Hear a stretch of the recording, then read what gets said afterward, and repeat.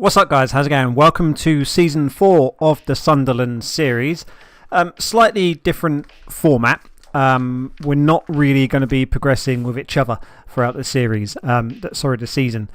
Basically, I've completed season 4, and today in this episode we are going to just review the whole season in one go, because I expect us to be in the championship for quite some time. So I don't want to just kind of put out 2 or 3 seasons worth of episodes, which are usually 5 episodes a season in the same league.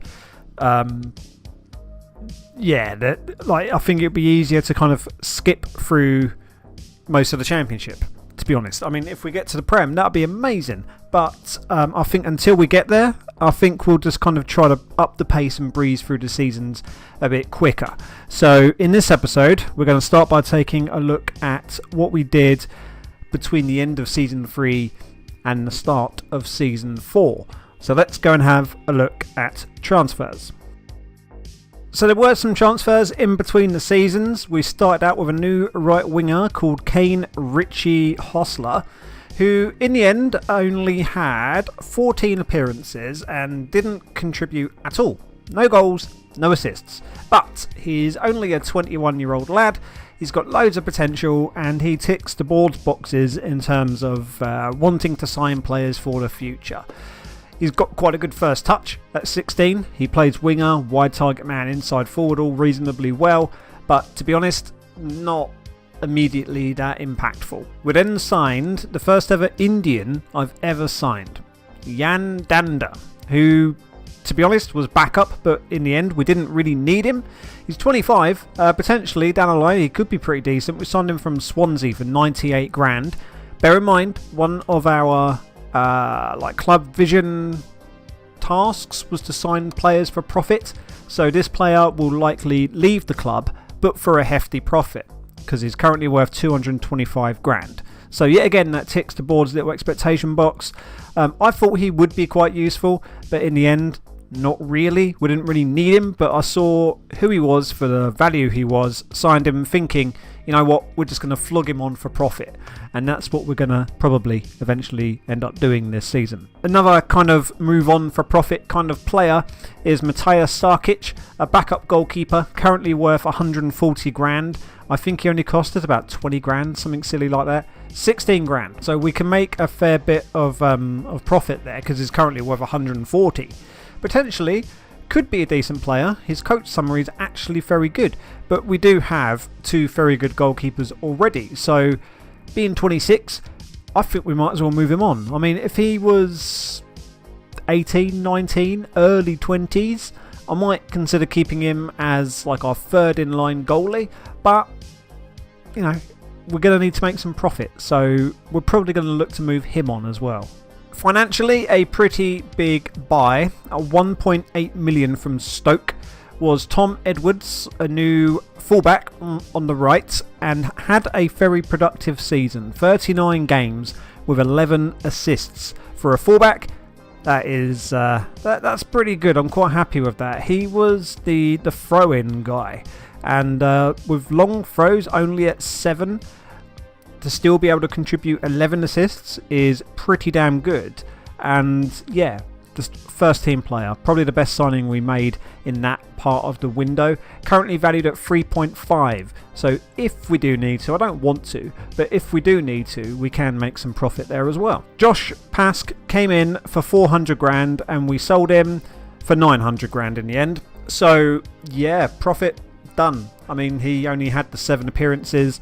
Plymouth came knocking because Pask was like, well, I want to be first team player. And I was saying, well, you're not first team quality, so let's just move you on now. 900 grand we got for him, which was pretty good. Next up was one of the 2 goalies that I said that we got in the club now. That's very, very good. Robbie Much was signed from Falkirk for £38,000 and is currently worth 2 million, which I think is delightful. However, only got clean sheets, 8 clean sheets throughout the whole season, which wasn't disastrous. I mean, he made 30 appearances, conceded 40, but you know, look at how much money he's worth now, which is very, very good. He's been training really well throughout the whole season. His report yeah, pretty good, as you can see. And he's beyond the Sky Championship average for a goalie, so very happy with that one. Next up was Daniel Batty. Is he related to David Batty? Happiness, information. I don't know if it's going to tell us. Daniel Thomas Batty. Doesn't say so, but there's not that many Batties out there, is there? But yeah, he signed from Ipswich for £140,000. So yet another really good value for money signing. And was quite a crucial member of the squad. He played 31 games in total, only the 2 goals and 4 assists, but he's not really that much of an attacking player. He's done a good job for us, and his season stats, as you can see, are all pretty good. His form throughout the season was quite high. Scout report, loads of pros, not too many cons. And yeah, just happy that he filled a nice little role in midfield for us throughout the majority of the season.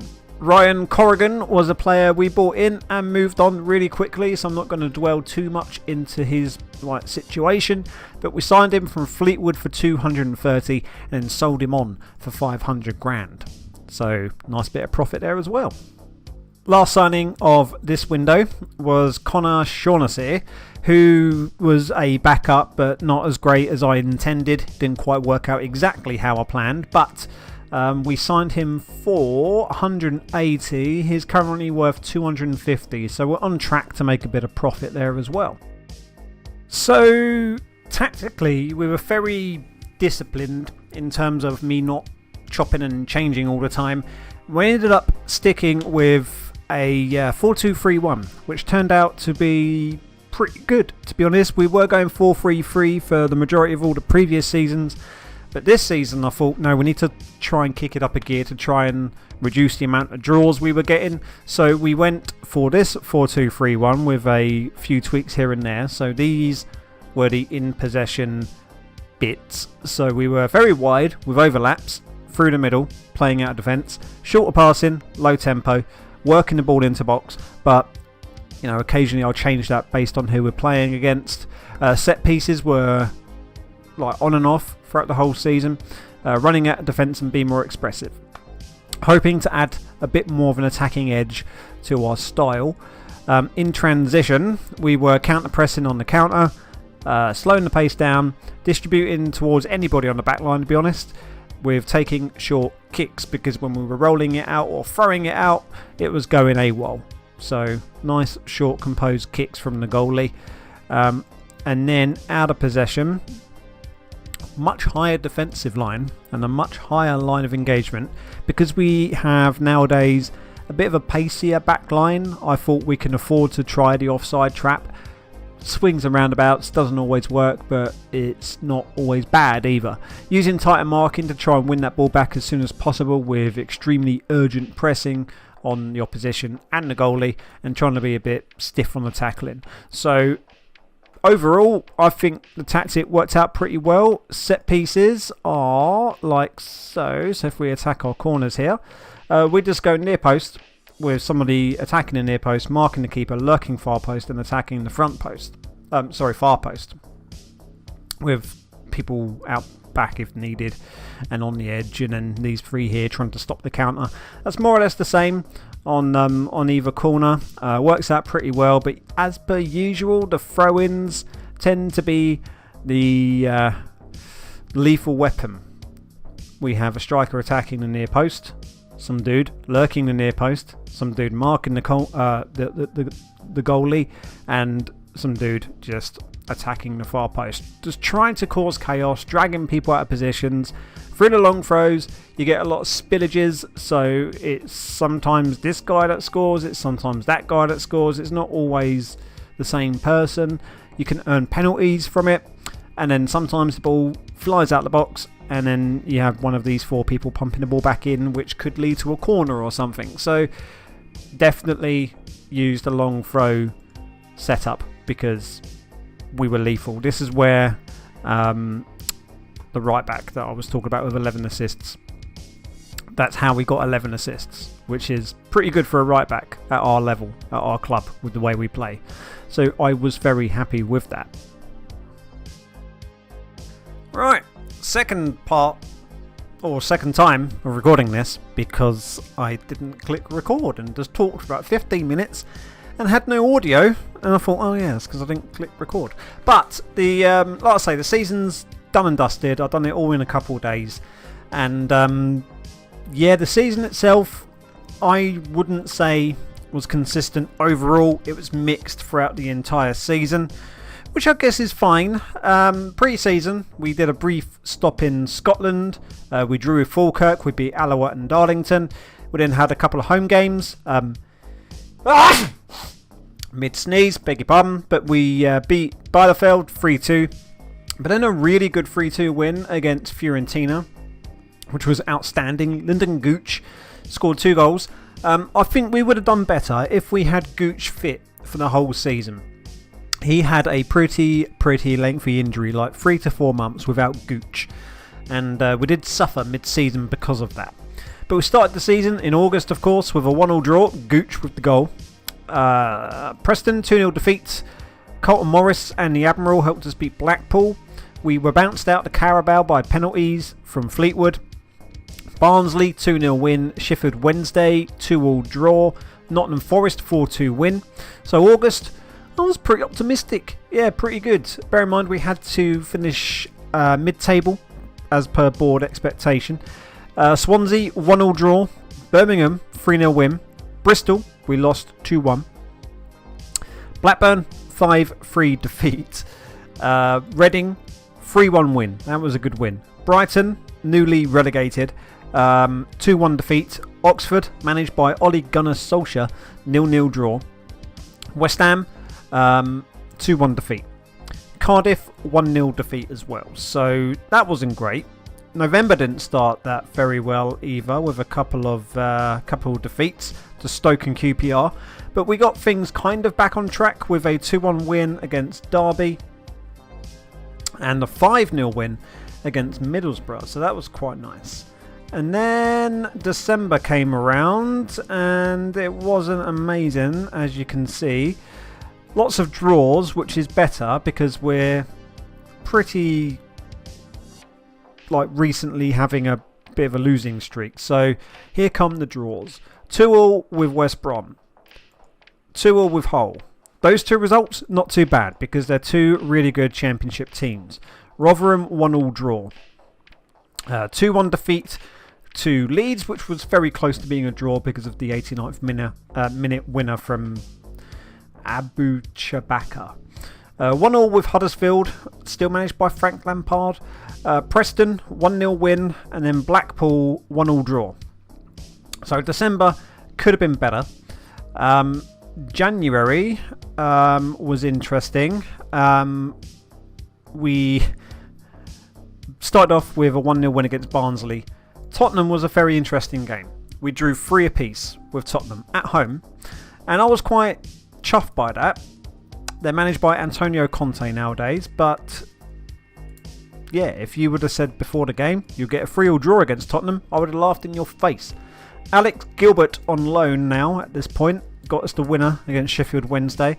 We lost the replay against Spurs 4-0, absolutely battered, no mercy from Spurs. Nottingham Forest 0-0, Swansea 1-0 defeat.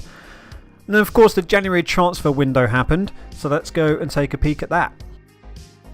So yeah, Alex Gilbert joined on loan. Very good kind of bench player. He helped with a lot of the fitness issues that we tend to get in November, December and January. In the end, 12 appearances, 10 of those were off the bench, but he got 2 goals.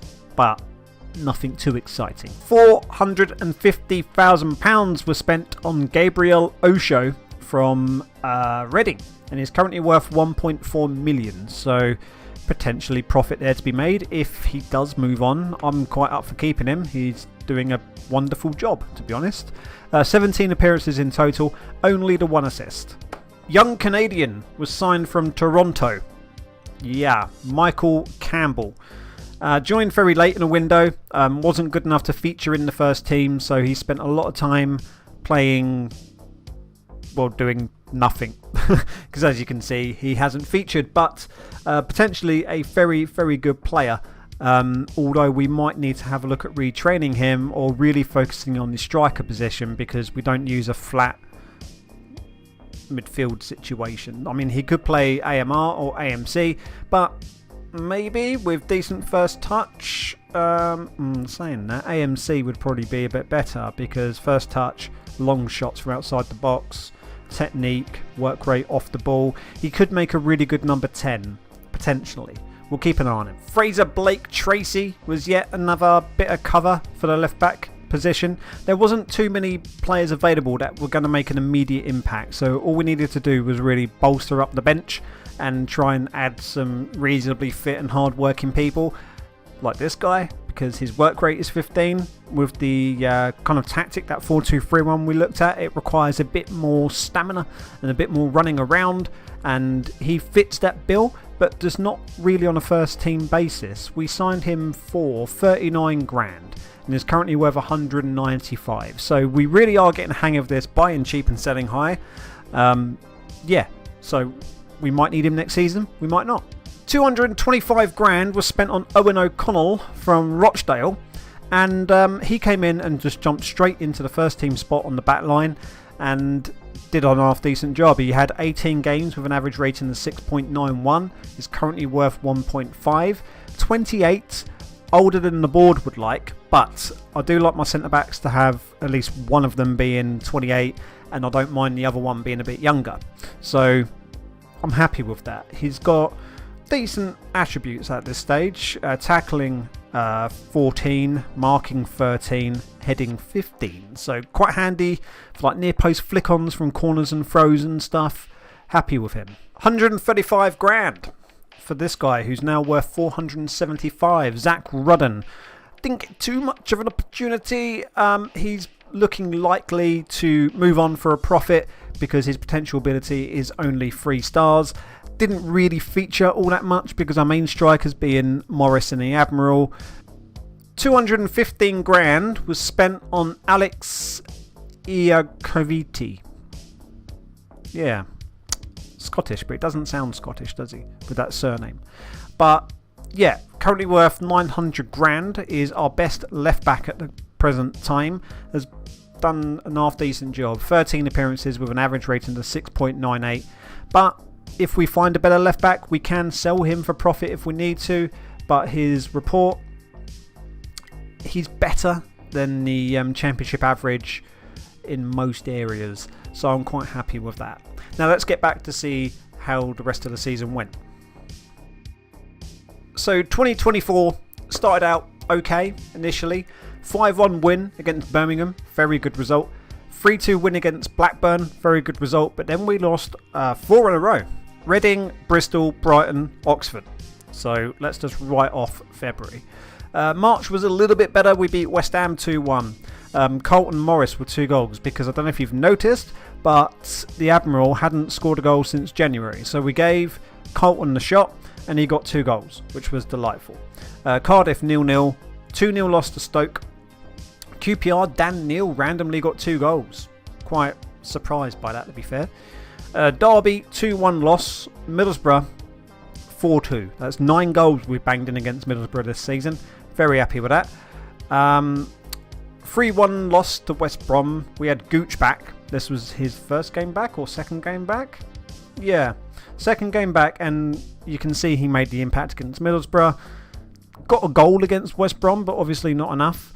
Hull, yet again, Gooch making the immediate impact when returning from injury with 2 goals. We beat Hull 4-2. Quite happy with that.